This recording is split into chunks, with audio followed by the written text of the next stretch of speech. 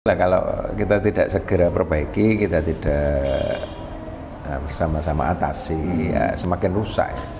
Profesi jurnalis dan juga media ini menjadi lebih rusak lagi ke depan. Ya sebenarnya yang harus kita pahamkan, makanya kita ini ada program misalkan news literasi. News literasi, literasi berita. Artinya berita itu sebenarnya harus seperti apa, komponennya apa, terus bagaimana. Nulis saja tidak bisa. Bukan nulis saja, tanya aja tidak bisa.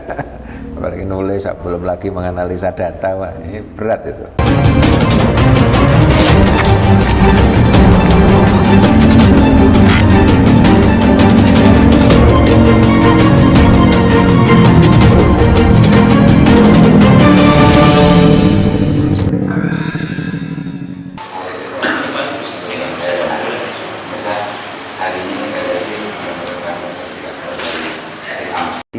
Karena Lingkar Jatim sempat mengajukan keanggotaan sebagai anggota dari AMSI, Aliansi Media Online yang masuk dari AMSI.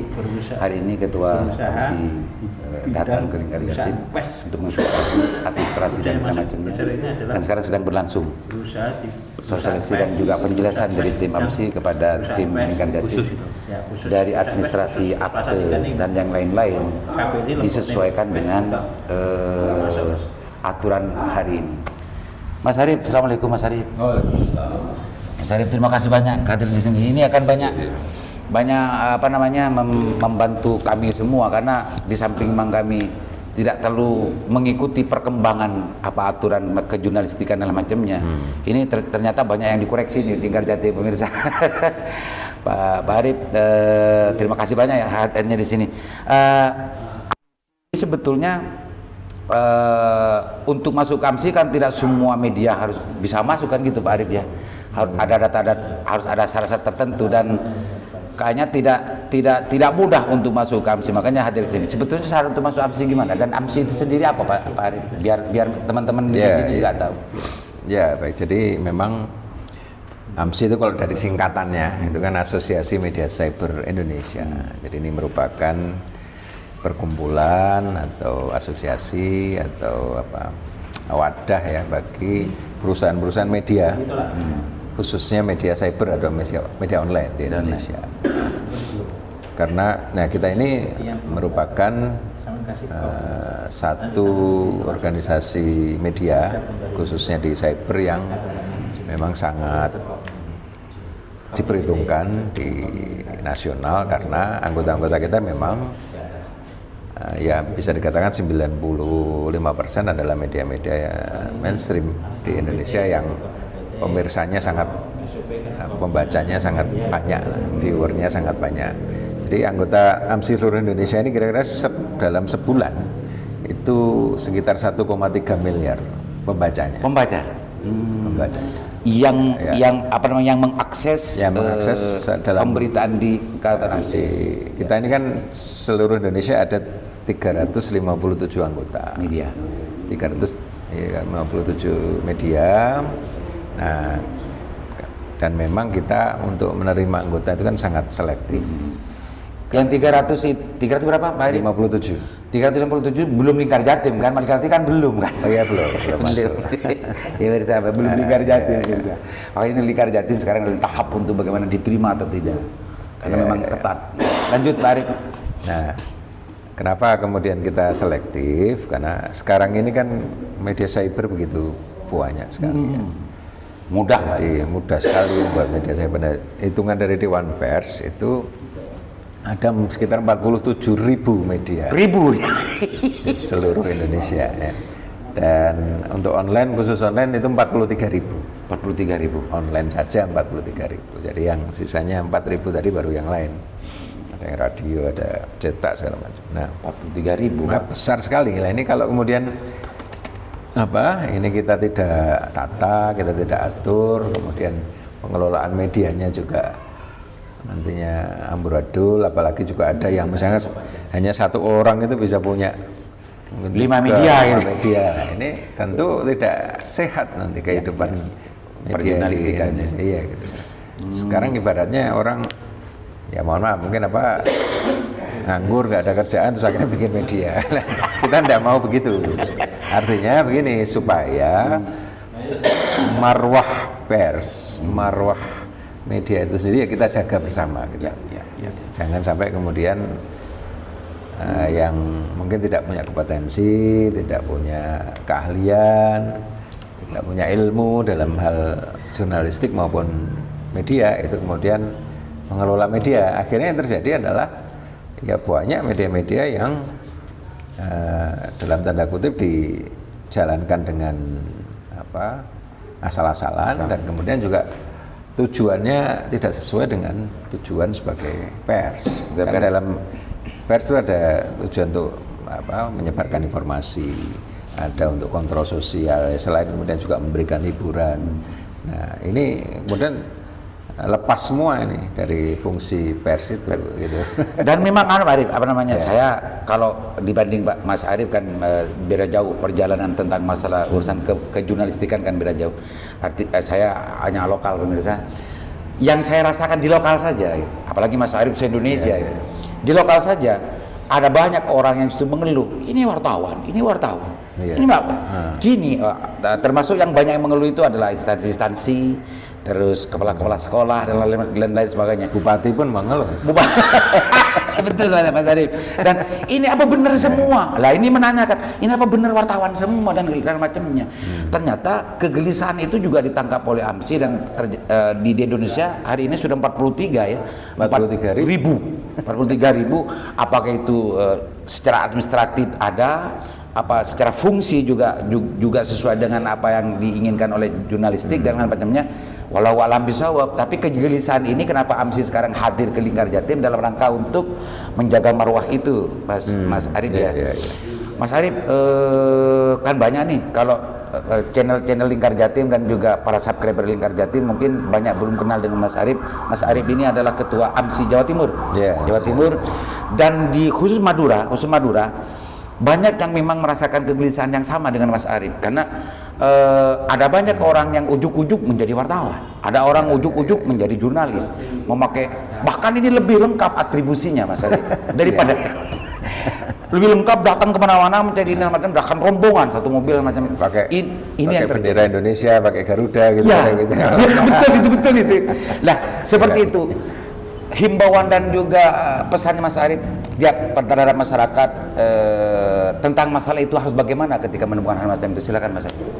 Ya, jadi ini memang saya barusan aja tadi dapat laporan dari teman-teman Radar Madura menyampaikan bahwa di Sumeneb saja misalkan ada 300 media gitu. Ini kan tidak masuk akal. Ya kan ada 300 media khususnya online ya. Nah, ini dari aspek katakanlah terus itu untuk menghidupinya bagaimana sekian banyak media itu. Tapi ternyata setelah mungkin ditelusuri tadi, jadi sebenarnya hanya dimiliki mungkin satu orang, punya 3, ada punya 5, bahkan mungkin lebih dari itu kan. Satu orang ini wartawan kemudian bisa punya itu karena mungkin saking mudah dan murahnya ya untuk bisa punya media berbasis internet ini. Nah, kami sebenarnya menghimbau kepada ya seluruh masyarakat, juga pejabat publik itu untuk lebih juga selektif karena sebenarnya untuk di Dewan Pers itu kan ada 11 organisasi. Baik itu organisasi yang resmi ya, resmi organisasi profesi maupun organisasi perusahaan media. Nah, organisasi profesi itu yang menaungi wartawan. Itu ada BWI, Persatuan Wartawan Indonesia, kemudian AJI, Aliansi Jurnalis Independen, kemudian IJTI, Ikatan Jurnalis Televisi Indonesia, kemudian satu lagi Pewarta Foto Indonesia. Pewarta Foto Indonesia ini 4 organisasi profesi. Jadi seharusnya semua wartawan bisa tergabung di salah satu itulah. Salah satu organisasi profesi ini. Karena apa? Di organisasi ini kan akan ada peningkatan kualitas sumber daya manusia. Kemudian juga harus ada persyaratan ikut UKW, uji kompetensi, supaya yang menjadi wartawan memang punya kompetensi jadi wartawan. Gitu. Nanti ada kan tanya aja nggak bisa kan, banyak begitu yang atribut saja yang dipasang. Atribut tapi ngomongnya enggak, karena tanyanya juga enggak jelas, enggak masuk akal. Nah, seharusnya tergabung di situ sehingga itu bisa ditanyakan nanti ke wartawannya apakah tergabung dalam salah satu organisasi profesi itu. Nah, kemudian kalau dari sisi medianya itu ada berarti 7 ya. Radio ada sendiri, radio itu PRSSNI, kemudian cetak itu SPS Pak ya, Serikat Penerbit Surat Kabar. Kemudian untuk TV ada 2, TVSI sama ATVLI. ATVLI itu untuk yang lokal. Dan 3 asosiasi media cyber. Yang pertama adalah AMSI, Asosiasi Media Cyber Indonesia, kemudian SMSI, Serikat Media Cyber Indonesia, dan SMSI. Ya, satu lagi yang baru saja diterima menjadi anggota itu GMSI, Jaringan Media Cyber Indonesia. Jadi 3 itu untuk khusus yang media cyber atau media online. Nah, artinya ya kita ini kan ingin bersama-sama. Ini memang pekerjaan kita bersama sebagai insan pers, sebagai orang yang berkecimpung di media, untuk ya menegakkan bersama-sama undang-undang pers itu. Jangan berlindung di balik undang-undang pers untuk menghancurkan kehidupan pers itu sendiri dengan tadi semuanya kemudian bisa jadi wartawan, terus ngerangkep jadi macam-macam kan selain jadi wartawan mungkin. Jadi sebetulnya kan ini Mas Arif, kalau saya sempat sering bicara dengan para pejabat di khususnya di Kabupaten Bangkalan dan sebagian di Jawa Timur, ada yang Mas Arif mendapatkan ruang orang-orang yang hanya mengandalkan atribut yang seharusnya Mas Arif kan menyarankan mestinya kalau wartawan itu bergabung di salah satu organisasi yang barusan disebutkan itu. Kalau enggak, dari situ sebetulnya kalau Dewan Pers dan juga AMSI dan lain-lain sering berkomunikasi dengan narasumber yang hari ini itu sering ke pejabat-pejabat, ini harus ngerti sebetulnya mereka, tanyakan itu semua untuk sama-sama jaga marwah, karena mereka merasa nyaman dan tenang bergerak, merasa nyaman dan bahkan merasa lebih wartawan dari wartawan yang sebenarnya gara-gara mendapatkan ruang itu, Mas Arif. Apa nggak penting Mas Arif, AMSI atau semua organisasi kejurnalistikan ini untuk memberikan pemahaman kepada para pihak yang selama ini memberikan ruang itu agar menyeleksi betul terhadap ini, agar ini akan lebih kurang, akhirnya tidak ada. Nah, ini justru mendapatkan ruang Mas Arif yang saya rasakan ya. Melalui apa itu? Iya, pejabatnya dan macamnya. Justru kalau datang dan macamnya itu justru diperhatikan kayaknya lebih daripada yang wartawan asli. Yang wartawan pakai atribut itu justru diterimanya sangat luar biasa, lebih daripada wartawan biasa. Dari situ mungkin mereka merasa nyaman dan merasa legal, Mas Arif. Mestinya kan seperti tadi katanya Mas Arif. Kalau pihak-pihak terkait, stakeholder dari jurnalistik ini, baik narasumber, apalagi narasumber itu sebetulnya kan mendapat juga karena perlindungan dari undang-undang pers bahwa boleh untuk tidak berkomentar kalau memang tidak mau dan lain sebagainya. Itu tanyakan sebetulnya. Ini nggak ditanyakan, tapi langsung dijamu. Apalagi mengklarifikasi sesuatu yang ada persoalan ya, mau diklarifikasi macamnya, itu langsung tidak ada. Itu justru lebihnya mendapatkan perhatian yang sangat luar biasa, lebih dari wartawan yang sebenarnya. Iya. Harap pesan Mas Arif kepada mereka ini yang memberikan rasa nyaman kepada mereka ini, Mas Arif. Ini juga kegelisahan saya, Mas Arif. Ya, kegelisahan kita semua. Iya. Karena ya itulah, kalau kita tidak segera perbaiki, kita tidak bersama-sama atasi, ya semakin rusak ya. Profesi jurnalis dan juga media ini menjadi lebih rusak lagi ke depan. Ya sebenarnya yang harus kita pahamkan, makanya kita ini ada program misalkan news literasi. Literasi berita. Artinya berita itu sebenarnya harus seperti apa, komponennya apa, terus bagaimana kemudian menilai berita itu yang istilahnya punya value kan, punya nilai seperti apa. Nah, kemudian juga terkait tadi pemahaman seharusnya wartawan itu harus bagaimana, mengelola media itu seperti apa. Nah itu juga perlu dipahami oleh semua stakeholder. Karena itu misalkan AMSI bikin, Dewan Pers sebenarnya juga ada, Dewan Pers juga melakukan itu, cuma mungkin belum karena cakupan wilayah se-Indonesia ini ya belum bisa merata ya. Tapi yang terpenting sebenarnya perlu keberanian dan juga ketegasan dari Humas, dari Kominfo, ya, juga dan yang lain narasumber mungkin kepala desa, karena mereka kan ya mungkin buta juga ini membedakan wartawan yang asli dan tidak, ya, wartawan yang punya media beneran atau tidak, ini kan mereka juga tidak paham. Nah mungkin kita coba nanti ke depan kita bisa adakan itu kegiatan yang kemarin misalnya di mana ya, Kediri apa? Kediri, Blitar ya, Blitar misalkan. Blitar kemarin itu mengumpulkan misalnya seluruh kepala desa. Nah, itu diberikan penjelasan tentang ya undang-undang pers, kepala sekolah, jadi sering didatangi. Kayaknya sama ya di ya sama polanya, makanya ini ya kalau mereka paham ya, kemarin misalnya saya diskusi dengan humasnya Pemkot Mojokerto misalnya, nah, dia berani menghadapi meskipun ya agak ditekan dari ini gitu loh, dengan oleh wartawan sebenarnya yang dia paham bahwa nulis saja tidak bisa. Bahkan bukan nulis saja, tanya aja tidak bisa, apalagi nulis, belum lagi menganalisa data, wah, ini berat itu. Nah kalau kemudian ya mereka takut, mereka tidak punya ketegasan untuk melawan ini, ya akan semakin subur.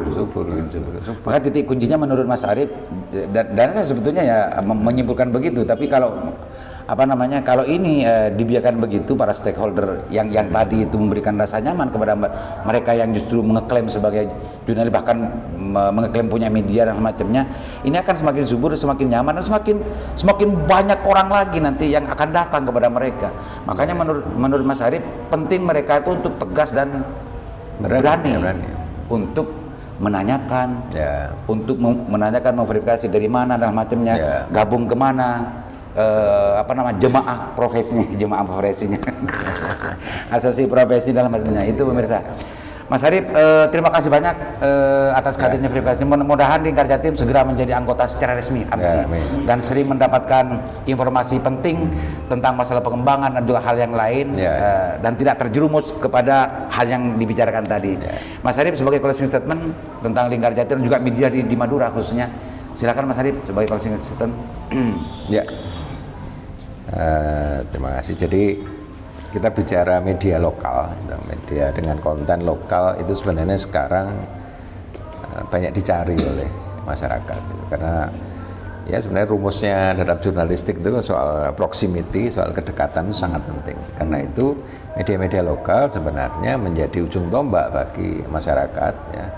Karena lebih diminati begitu. Kalau masyarakat Bangkalan katakanlah ya akan lebih senang membaca berita-berita yang terkait dengan Bangkalan, atau tentang yang ya tetangganya, mungkin tetangga desanya atau lurahnya atau bupatinya katakanlah. Nah, ketika ada berita tentang itu tentu akan lebih senang, lebih dibaca. Nah ini ada peluang yang besar bagi media-media lokal untuk bisa menjadi sarana bagi publik untuk mengakses informasi, mendapatkan informasi. Nah karena itu ini jangan disia-siakan. Kita ingin media itu menjadi juga alat edukasi ya, salah satu fungsi pers, mengedukasi masyarakat, mengedukasi pemerintah juga ya, selain juga menjadi watchdog, menjadi pemerhati, menjadi pengawas, itu betul-betul kita jalankan. Nah selain itu tentu supaya kita mampu menjalankan itu, kita ingin di AMSI ini mengelola media itu secara profesional, artinya dikelola dengan benar, dengan manajemen yang baik, supaya kemudian juga bisa membayari wartawannya sejahtera kan begitu. Nah supaya kemudian juga medianya sehat ya, bisa terus, tidak hanya setahun berdiri terus mati tapi bisa jangka panjang. Nah, karena itu di AMSI kita berupaya seluruh anggota itu harus nantinya juga kita berikan pelatihan-pelatihan terkait pengelolaan media selain tadi soal profesi jurnalistiknya ya. Profesi jurnalistik sebenarnya lebih ke domain atau wilayahnya profesi-profesi. Untuk kita nanti bagaimana media ini bisa tumbuh, bisa mengakses juga para pemasang iklan, sehingga pendapatannya juga bisa tambah. Saya kira Lingkar Jatim sebagai media lokal atau regional masih punya peluang asalkan betul-betul dikelola tadi secara profesional, kemudian juga wartawannya yang jadi ujung tombak juga punya kompetensi ya, sehingga bisnisnya bisa sustain, bisa terus sepanjang masa. Amin. Ya, terima kasih. Oke, Mirsa, ini sangat salah satu kehormatan buat Lingkar Jatim mendapatkan tamu dari AMSI, dan bahkan sebelum masuk menjadi anggota resmi AMSI sudah banyak pesan kepada saya dan juga Lingkar Jatim agar Lingkar Jatim dan Sandasan tentunya berbenah diri dan jangan sampai terjerumus dengan sebagaimana yang diceritakan tadi. Mudah-mudahan mudah-mudahan AMSI terus berjaya dan bisa memberikan penyaringan terhadap muncul dan suburnya jurnalis-jurnalis gadungan. Assalamualaikum warahmatullahi wabarakatuh.